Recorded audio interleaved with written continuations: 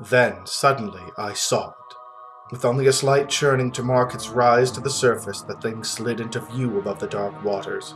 Vast, Polyphemus-like and loathsome, it darted like a stupendous monster of nightmares to the monolith about which it flung its gigantic scaly arms, the while it bowed its hideous head and gave vent to certain measured sounds. I think I went mad then.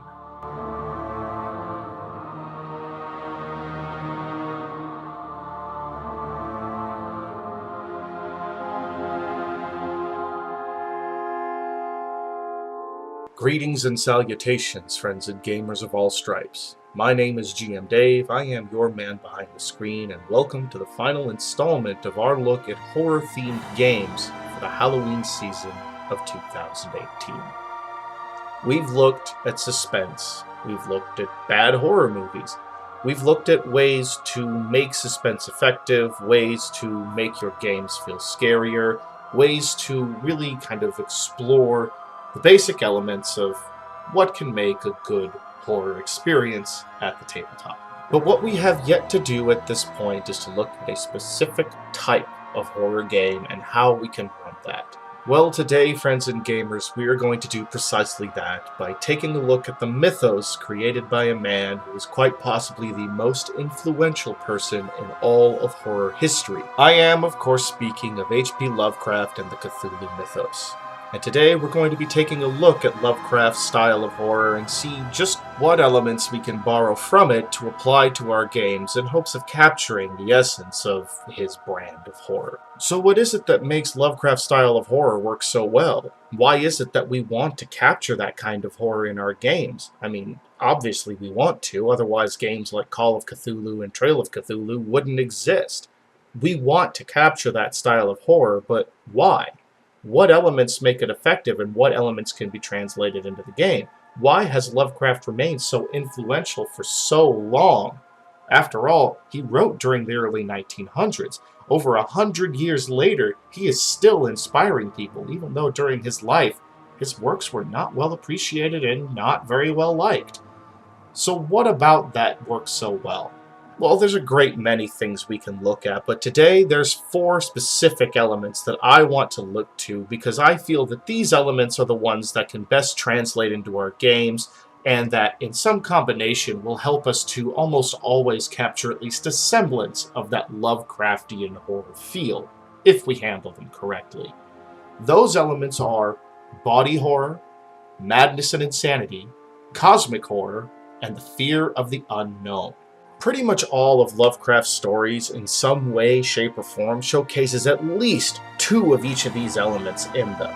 Because of this, because I feel they are so ubiquitous, I think it's very important that we look to these specifically and try to break down the specific details about what exactly makes them work and why they can work so well in our games. So without any further ado, let's begin by taking a look at body horror. Now, what is body horror? Well, to put it simply, it's horrible things happening to people's bodies. Oftentimes nowadays that's translated into what is occasionally called gorer, that being very gory, bloody, violent, and gruesome horror. The kind of things you would have seen in Evil Dead, or in Night of the Living Dead, or the remake of Dawn of the Dead actually is a great example of this with how visceral some of the things in that movie got. However, body horror is not just limited to the bloody and the gory. It is often limited to that in movies and in games because that's the easiest and most recognizable element of it, but body horror includes all sorts of things, including unnatural physical metamorphosis, which is a very common aspect of Lovecraftian horror. Many times you'll see in the stories of Lovecraft and the games and movies as well that people are changed when they fall under the influence of the elder gods or their servants. The creatures of the Cthulhu mythos oftentimes have the ability to reshape the bodies of their worshippers, especially their mortal human worshippers. Most often this is inspired by sea creatures. The prevalence of tentacles, gills, scales, and fins is all over the place. Lovecraft really did enjoy taking a look at the ocean and its life for inspiration on the descriptions for some of his creatures, as did the slew of writers who expanded on the Cthulhu mythos. But such metamorphoses are not just limited to the use of sea creature body parts. Sometimes characters will have the ability to completely change their shape, and creatures as well. The famed Shoggoth is a formless being that can take on just about any shape it wants, and the elder god-influenced Egyptian priest Nyarlathotep, he could change his form into just about anything he wished because he was, in fact, a priest of the elder gods themselves. That is to say, like Cthulhu, he was an elder creature who served the elder gods. But another aspect of body horror in Lovecraft is quite simply the pain of it. These metamorphoses and changes are oftentimes agonizingly painful for the people that endure them, and oftentimes that pain alone can be enough to drive them to absolute madness. So something to consider doing in your games is that if your players should happen to start falling under the effects of changes like this, have their will be tested against the sheer agony of such a change and see if that can drive them just a little bit more insane. Your players should get a real kick out of this if they're really willing to sell themselves to this idea of facing creatures beyond their comprehension and ken. Resurrection of the dead was another aspect of body horror that was frequently explored in the works of Lovecraft, most famously in his story The Reanimator. Then there is the exploration of civilized men's behavior into something more bestial and savage, as was showcased in the short story The Rats in the Walls. And this behavior can sometimes also be paired with the act of cannibalism, an act that is oftentimes viewed by civilized people as so abhorrent that it can instantly add to that sense of growing madness to have someone descend to such depths that they would begin eating their fellow man. And speaking of madness, let us now move on to the second point, madness and insanity.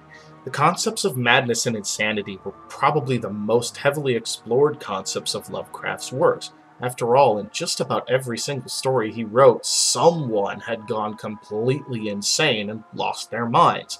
That didn't mean that they weren't fully aware of themselves, it just means that the sanity they had, what they thought the world was now gone to them. And that leads me to the first aspect of his exploration of madness and insanity, and that is the concept that there is a greater truth. Lovecraft often toyed with the idea that that which we know is not true, and that the truth that exists is impossible for humans to fully comprehend. This created a sensation that humans and their ilk were pretty much worthless on the grand scale of things. We didn't have influence. We didn't impact the world around us, the universe around us in the way we thought we could and did. And that led to a pervasive sense of hopelessness, which eventually drove people insane.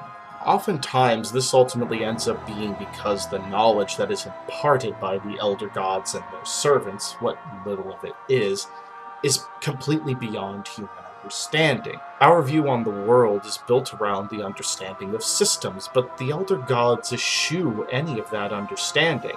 They bend the laws of science as we as humans know them, and so they embody that which is impossible for us to comprehend and understand. And I mean this somewhat literally. Not only do the elder gods themselves have these bodies with wild proportions and strange features that are not sensible in any way, shape, or form, the creatures that serve them do as well. The Shoggoth, again, is a formless creature that can take on just about any shape. It's essentially a writhing mass of oozing tentacles, eyes, and mouths. Hounds of Tindalos are these serpent-like creatures with long, gangly arms and almost skeletal dog heads mounted to them that are very alien to us. And let us not forget the strange mutations and changes that happen to the cultists and people that worship these beings. But really, the greatest aspect of the madness and insanity thing, even though it's not touched on very often, is quite simply the fact that those who discover the truth discover that reality is really not real, but it's the product of the dreams of elder gods. Most specifically, in the Lovecraft mythos, reality is the product of the dreams of Azathoth, the most powerful of the elder gods, the top tier elder god. And it is said in the stories that should he ever awaken, reality itself will cease to exist. Those who discover that truth are often driven completely insane. And that leads us quite nicely into the third portion, cosmic horror. The cosmic horror aspect of Lovecraftian horror often deals directly with the monstrous creatures that inhabit it, and that includes the elder gods and their monstrous servants. These creatures and monsters are often very alien in their nature, and many of them do take a lot of inspiration from stranger-looking oceanic life. Tentacles and glossy eyes and fins and gills and sharp-toothed mouths are common elements among Lovecraftian horror imagery when it comes to the creatures themselves. However, oceanic life is not the only source that the cosmic horror aspect draws from. In fact, heavy inspiration is taken from myths and gods from around the world. Dagon and Nyarlathotep are prime examples of this, as Dagon was a Sumerian god, and Nyarlathotep filled the role of an Egyptian priest. You'll also find examples of this in some of the Lovecraft-themed games, specifically Call of Cthulhu and Trail of Cthulhu. In fact, in Trail of Cthulhu, one of the introductory adventures deals with the Greek monster Charybdis, the sister of Scylla. Now, Charybdis and Scylla were monstrous sisters who were thought to live near the Strait of Messina. Scylla lived in the cliffs, and she had snaking necks, multiple snaking necks surrounding her feminine, beautiful body topped with skeletal dog heads. And in Homer's Odyssey, it is she that Odysseus opts to deal with when sailing his ship through the Strait of Messina. After all, he can sail past Scylla, and while some of his men will die, his ship will survive. Most of them can probably get out alive. Charybdis was a different story. She was a gargantuan creature that lived beneath the sea and would swallow anything that sailed too close to her mouth. Now, in the real world, it's believed that the source of this particular legend comes from the fact that in the Strait of Messina, along the cliffs, the water is rough, and outside the cliffs, there are often whirls that will form just because of the flow of the currents. It was believed by the Greeks that those whirls were actually the mouth of Charybdis opening up to swallow ships or anything that passed overhead. Well, in the Trail of Cthulhu, Charybdis is actually made out to be potentially an elder creature, a servant of the elder gods, and the introductory adventure for that game actually has the investigators going and trying to solve why specifically there is a cult that is so interested in finding Charybdis.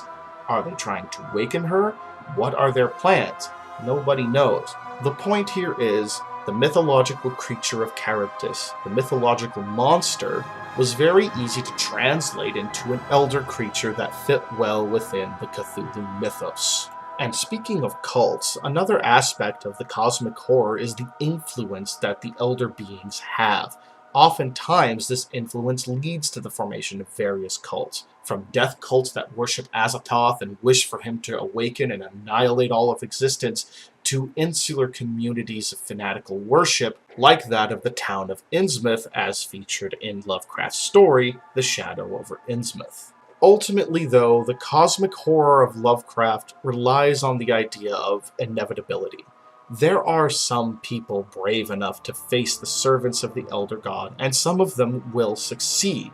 However, ultimately, it is known that these victories are hollow. They're temporary. One day, inevitably, one or more of these creatures is going to awaken, and life as we know it is going to cease. We cannot stop it, we can only forestall it, only delay the inevitable. And this aspect is very important to take into account for the fourth portion of this, the fear of the unknown. Now, this is also arguably the most important aspect of Lovecraftian horror. The fear of the unknown pervades everything that Lovecraft did. Just about every story he wrote was based in some way on the fact that the characters do not know the horrors they are actually facing. They oftentimes cannot understand it, and even those who have gained some measure of understanding, even those who think they know what they're getting into, are often proven wrong, and sometimes in very horrible ways. Now, there are a few important things to keep in mind when trying to hold to this idea of the fear of the unknown, as this is quite possibly the hardest portion to translate into the tabletop. One thing to bear in mind is that from the empowered cultists and horrible mutants to the more famous monsters like the previously mentioned Shoggoth or Hounds of Tyndalos, the powerful monsters and enemies that the players are facing are oftentimes servants to the greater power of the Elder Gods, and are simply giving a taste of the power that these creatures have. In fact, it's oftentimes shown that the mere servants of the Elder Gods sometimes have enough influence on their own to corrupt and madden entire communities of people, sometimes even entire towns, such as was the case again with the Shadow over Innsmouth. As such, the servants of the Elder Gods often provide more than enough danger and threat on their own to be plenty sufficient challenges for your players to face in-game if you're actually going to have them face and fight servants of the Elder Gods. And I want to stress this. Have your players deal with the servants, have them deal with the monsters, the creatures that serve the Elder Gods. Not the greater creatures, and certainly not the Elder Gods themselves. Even their most powerful servants, such as Dagon, Hastur, and especially Cthulhu, should not be fought. The key to their horror is the unfathomable nature of their power and existence, and a mere taste of that is given through the creatures and mortal servants influenced by them. But that mere taste is often a powerful enough threat and danger to your players and their characters that they should feel satisfied facing those. But I don't want you to think that I'm suggesting that you not have them fight Elder Gods or their most powerful servants without reason. There is a very good reason for this. And the reason is that fighting the Elder Gods, fighting their most powerful servants, it cheapens the impact of the unfathomable, unknowable horror that they present. That fear of the unknown, it starts to fade when you fight them directly because, well, for one, if you should defeat them, you've just had an incredibly heroic moment that is very out of character, very out of tune with the style of Lovecraftian horror. Furthermore, you've also bred a lot of familiarity with the monster that you're fighting. Cthulhu doesn't feel as scary when you're really familiar with him. The same is true of Dagon and Hastur and Nyarlathotep and all of the others. The most powerful beings can be referenced, they can be mentioned, they can have a presence in the game, but if you want that horror aspect, even in a pulpy horror action game, you should not fight them. You should not set these creatures up as bosses for your players, because that familiarity that is bred when you do that is going to make it much more difficult for that fear of the unknown to be sustainable throughout the course of your game. Lastly, I want to mention that while the concept of the fear of the unknown in relation to the Elder Gods does come from the idea that they're unknowable to us, the fact is that in some cases, we do know them. We know Cthulhu. We know Hastur. We know Dagon and Nyarlathotep and Azathoth. These are some of the most powerful and famous creatures in Lovecraft's stories. They are among the most well-known, Cthulhu especially. I mean, the entire mythos is named after Cthulhu. Tons of people know who he is, and so the familiarity is already kind of there, even if it's just on that bare-bones level of, oh yeah, isn't that monster with the octopus face and the bat wings? Yeah, I remember him. They had him in a South Park episode with Cartman once, right? Because of this, it can oftentimes be best to avoid the known Elder Gods altogether, but there is an elegant and common solution to this that can help solve this problem, and it's one that we actually mentioned earlier in the video, and that is turning to world myth and the creatures and gods of myths from around the world.